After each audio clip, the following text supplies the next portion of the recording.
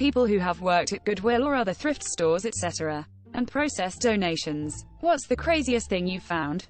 Co-worker found a live hand grenade bomb squad was called. Be careful when you donate grandpa's shit, people. The workers at my local Goodwill probably would have pulled the pin and threw it in the dumpster out back. My family had an inert 57mm tank gun shell which we used for a doorstop.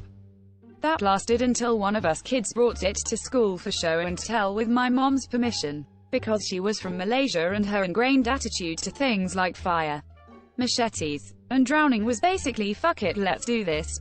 A sword used by a Japanese officer in World War II, a suitcase full of adult toys, a coin collection worth nearly $2,000 accidentally left in a cupboard that was donated.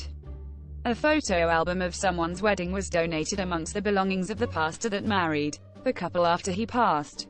The bride happened to be someone I went to school with. I tend to sort books at my store, so have found a few odd things in there. Cash as bookmarks, about $150. A book with carved pages to conceal some jewels and gemstones. A few first edition books on agriculture from the 1800s. Lots of handwritten recipes. Personal letters and my favorite, a letter sent in the last mail delivery from Hong Kong before the British returned it to China. Affixed with every stamp available at the time and mint versions of each of the stamps enclosed. I recently found a reference letter for a Danish gardener being let go because the woman's husband had died and she could no longer afford to employ him. It was dated March 1937. Stamps might have been worth a lot greater than a sword used by a Japanese officer in World War II. I once read that these were quite common. Like in the early days of eBay, people tried selling these for the daft prices as antiques. And sure, if you're a weapons collector, they're probably notable objects, but as they were munitions manufactured for World War II, they were made in the thousands, and as a result, they're not worthless, but they're certainly not rare or valuable. I'm waiting for the book's author to mention how they found a sheet of acid. Great big plastic shopping bag full of cooked spaghetti. No sauce. Probably like 5 kilograms or so. What? Like who says to themselves, I made too much spaghetti, I guess I'll just donate it to a thrift store. That is seriously weird. Well, what was your spaghetti policy then? Maybe the owner passed her away.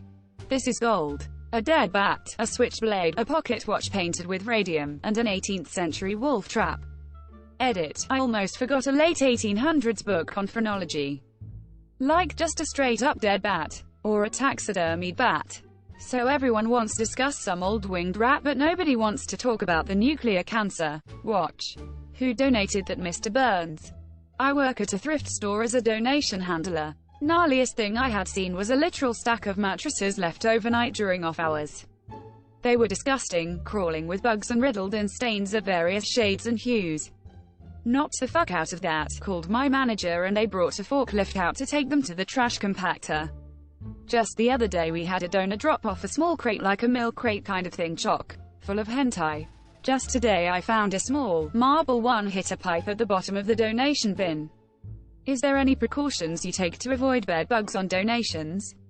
Or do you just hope for the best? Because fuck that. So, the hentai is still available. Asking for a friend. How do I purchase this reading material? I mean, depending on the person, that hentai crate might not be that bad. You should have donated that hentai. That or sold it on eBay. Weebs like me collect shit like that. I worked for a non-profit for seniors that had a charity shop in it. People often just dropped off boxes of stuff they found in their parents' attic. One box had a bunch of letters. Some of them were from World War II, when the man was stationed at Camp Carson in Colorado, and one of them must have been something they were keeping from an older generation. It was a 1914 letter proposing marriage. It was so romantic. He fell in love with her when they went ice skating together. He included an advertisement for some houses they could buy. They were really nice houses, selling for about $1,500. That is so sweet. What do you do with these? Keep for posterity or donate to the library? Do libraries even accept these anymore? I bought an apartment and it was not touched. Of course, food and body were removed with everything the previous owner had. His son or grandson emigrated and never came to take important items. So I found out that previous owner was a writer, patriot who played kind of important role in freeing our country from Soviet Union. There's a lot of storyline in briefcase full of letters that I found. I can't find information about his contribution online, but I kind of feel he just kept being secretive, guessing from the letters. So now I really don't know what to do with these letters.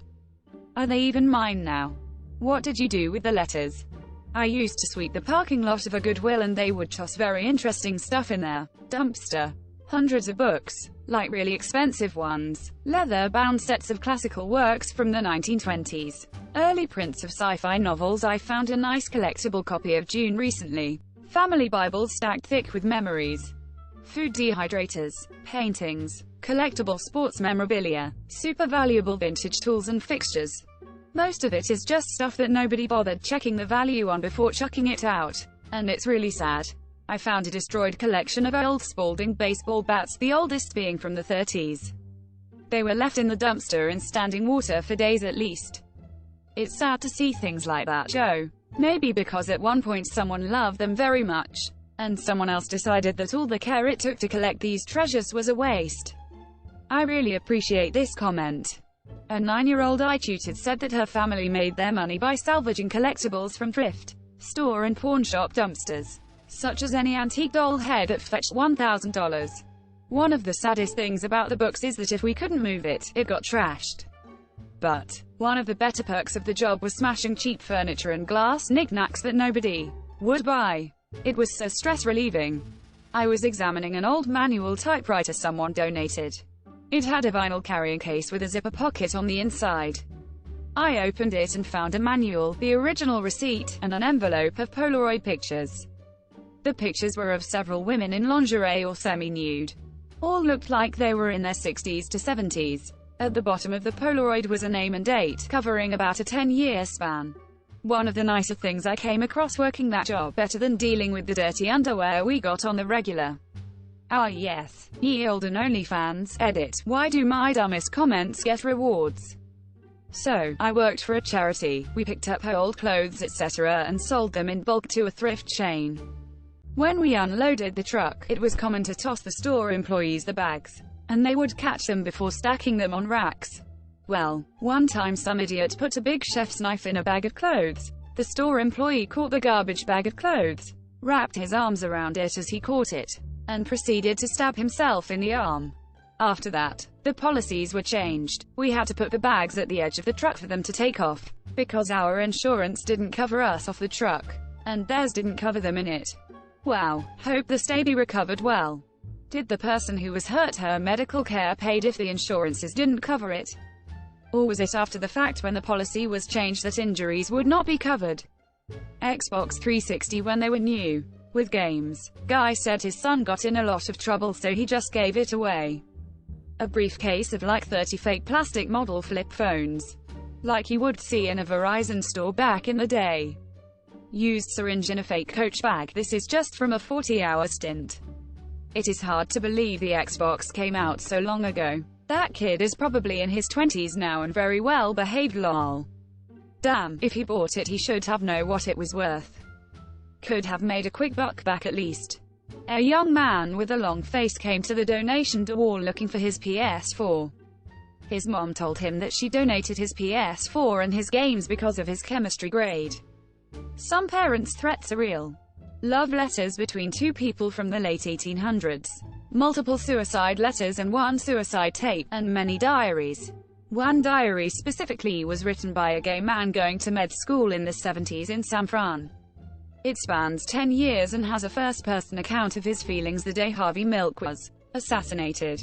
That's incredible, how bittersweet. That's so fascinating to come across those kinds of things. On one hand, to get things like that, and if you were to save them, be a bit invasive. On the other hand, it could be hard to pass up preserving that as a sort of relic in time to be able to get a first-hand view into life back then. What do you do with the love letters and diaries? You should donate the diary to GLBT Historical Society Museum in San Francisco. Need to make this a movie lol. Vintage Mickey Mouse gas mask from the Second World War. We were not far from an antique dealer and I later saw that mask in Pride of Place, center of the antique shop window. During WW2 these were made for kids, so they wouldn't cry if gassed.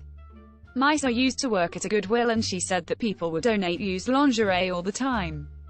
Typical. It is just like beer cans. I always find them, but by the time I do they're always empty. Can confirm. I sometimes volunteer at a local NGO and used lingerie is almost always there in bags that are dropped off. Soiled. Sometimes. People are weird. Used as in dirty. Like and subscribe for more Reddit content. Watch the next video at the top of your screen.